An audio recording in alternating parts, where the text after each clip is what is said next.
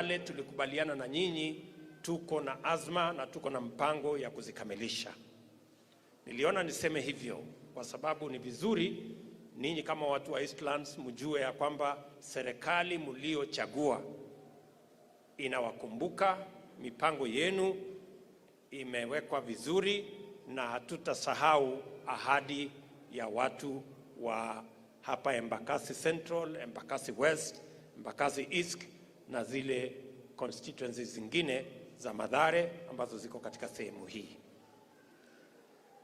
Nilikuja juzi kwa sababu ya matatizo ya hospitali. Ile hospitali ilikuwa Nyayo Wards hapa karibu kwa Mheshimiwa Gakuya. Vile vile tumeweka pesa pale kwa sababu sasa ili kutoa msongamano Mamalusi na kutoa msongamano kule Kenyatta, pia hiyo Nyayo Wards ambayo itaserve this area, tumeweka pesa, tunataka kuzikamilisha ndio itumike iwe hospitali nyingine level 4 ambayo itasaidia watu wa Eastlands. Tumekubaliana jameni? That is what we want. Mwisho, mimi nataka niwaulize hivi. Safari hii ya kubadilisha Kenya, hatutaki kurudisha Kenya mahali pa kugawanyika na ukabila na siasa chafu. Nyinyi mnaelewa. Wakati tulitoka siasa duni ya ukabila 2007-2008, Mheshimiwa Uhuru Kenyatta rafiki yangu na mimi tuliketi chini na tukasema lazima tubadilishe msingi wa siasa ya Kenya. Tuondoe siasa ya ukabila na chuki na migawanyiko, tuweke siasa ya sera ya maendeleo na kubadilisha maisha ya Wakenya. Na hatukurudi nyuma.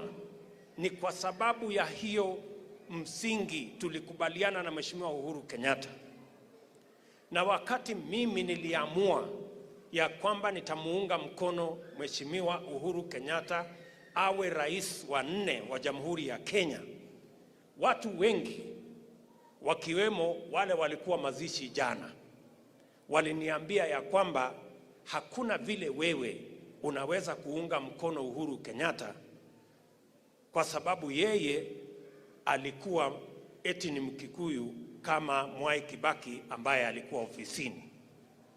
Lakini niliwaeleza siku hiyo na ninawaeleza hata na leo ya kwamba niliunga mkono Mheshimiwa Uhuru Kenyatta sio kwa sababu ya kabila yake, sio kwa sababu alikuwa anawakilisha kabila yake, ni kwa sababu mimi na yeye tuliketi chini tukakubaliana kwa sera ya kuweka maendeleo Kenya hii ya barabara na reli na kuunganisha stima na kujenga technical training college na kuweka maji katika taifa letu la Kenya, ndio Kenya iwe bora kuliko vile ilivyokuwa wakati huo.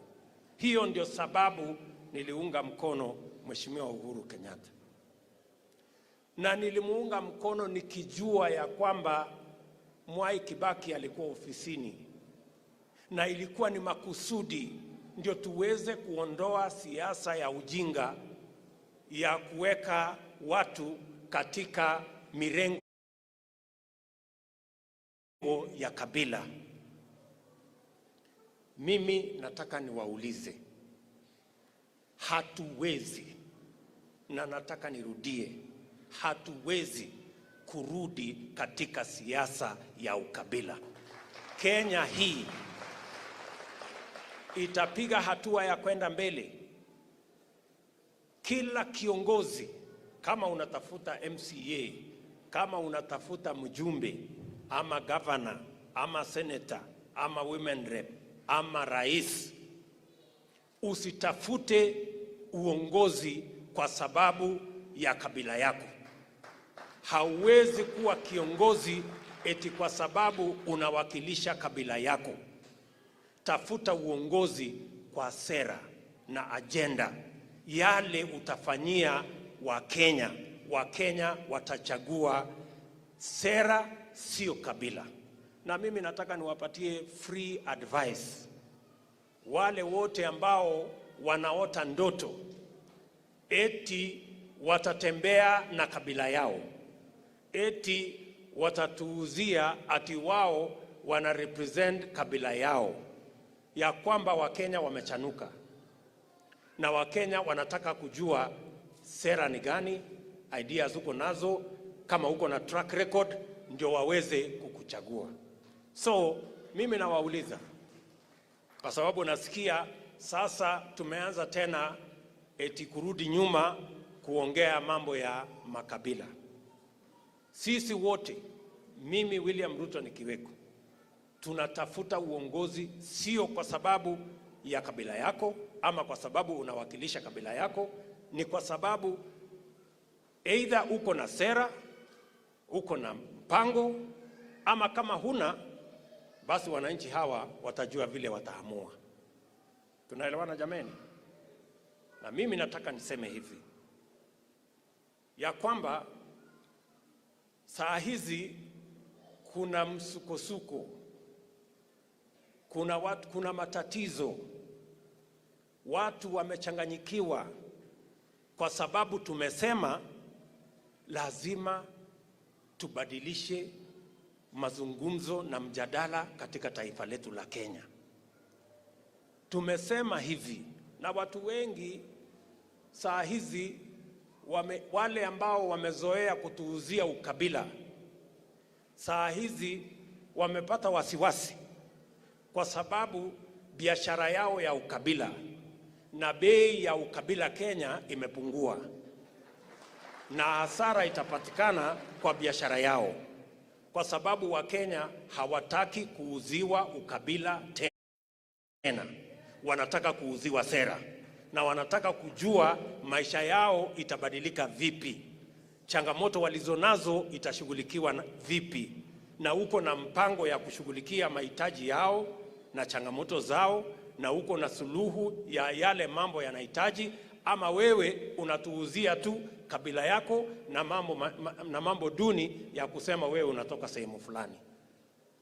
Mimi nataka niseme hivi kwa marafiki zetu, hii mjadala lazima tutabadilisha. Mujipange, mkue tayari, kwa sababu nyinyi mnataka kutuuzia mambo ya makabila. Mahasla wa Kenya wana biashara na makabila, wanataka kujua biashara yao ya kuuza mboga ama ya bodaboda ama ya kiosk ama ya saloon ama hiyo ingine itaendelea namna gani. They have no business na mambo ya makabila. Jambo la pili, msituambie tutakuwa tunaongea mambo ya viongozi na interests zao.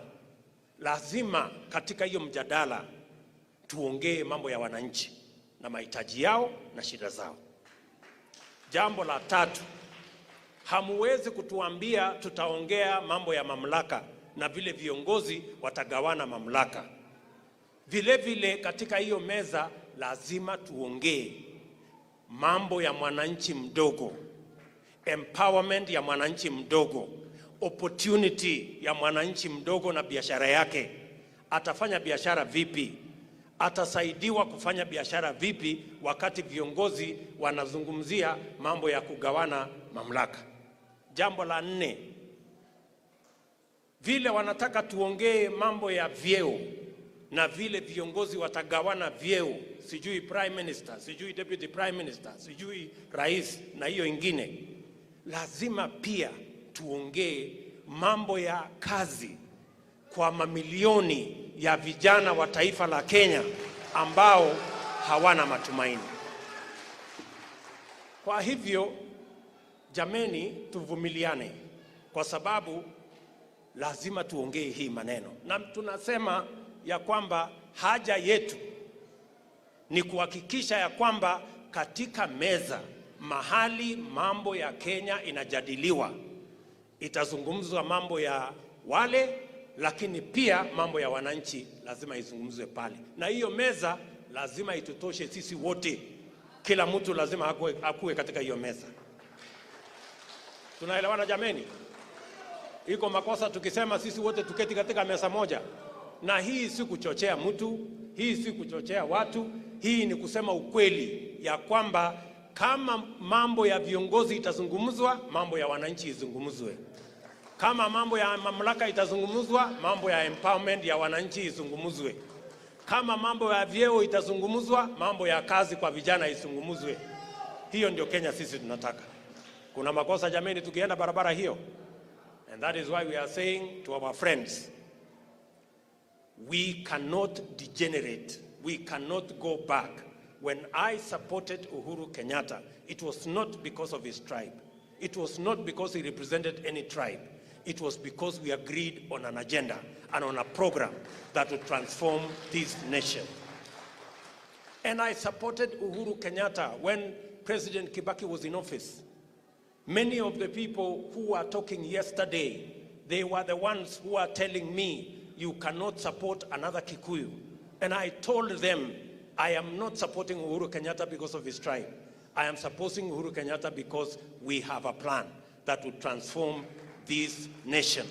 They were telling me that you cannot support Uhuru Kenyatta because he is not only a Kikuyu, but he is also the son of a former president. But that is not what we are looking for. We are looking for how to change this nation.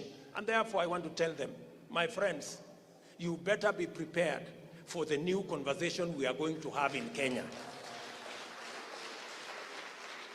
Don't tell us about tribes.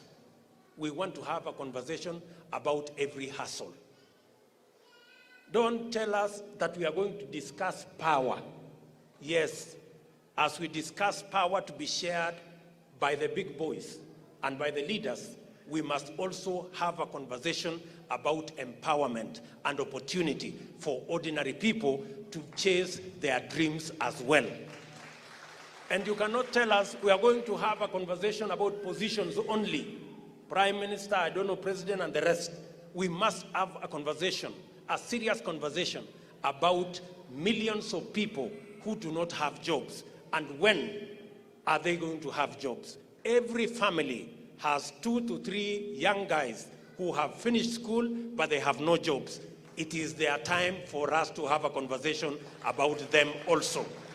And therefore, when we say, for the first time in Kenya, we are going to have a conversation that will involve everybody, an inclusive conversation. Don't drive us the narrative of exclusion, of telling us about tribes and tribal chiefs. My friends, hiyo watu wajinga wameisha Kenya, haiwezekani tena. We are going to have a conversation, an inclusive conversation, and all cards will be on the table. Nobody is going to be absent. And the table is big enough for all of us to sit and have an honest national conversation about everybody. And that is what I am saying. That is what the Hustler Nation is saying. The Hustler Nation is saying this country belongs to all of us, and we must all sit at the table where we are going to have a honest national conversation. And let me say this for the record. It is not a must. It is not a condition that William Ruto or anybody must be president, but it is a must that we must all sit on the table. It is not negotiable. It is not negotiable that we can continue to have an exclusive conversation about few people and about some tribes and about some leaders. We are going to have a honest national conversation. And that is what the Hustler Nation is about. It is not a threat to anybody. It is not incitement of any nature. We are just going to have a honest conversation, all of us on a table, so that we can agree on how to move Kenya forward. If anybody is uncomfortable with that conversation, if that conversation is difficult for whatever reason, unfortunately, we must have it. It is not something that we can avoid. So let us all be ready to have that conversation. Tunaelewana jameni? Tukisema tukae sisi wote kwa meza iko makosa? Na hiyo ndio sababu mimi ninasema mimi ni naibu wa rais wa Kenya. So ile mimi ninasema sio ya kwamba nimekumbuka hapa. Hiyo ni maneno najua what I am saying. Na mimi najua inawezekana. Sijui kama tunaelewana. Tuko pamoja? Tutatembea hii safari pamoja.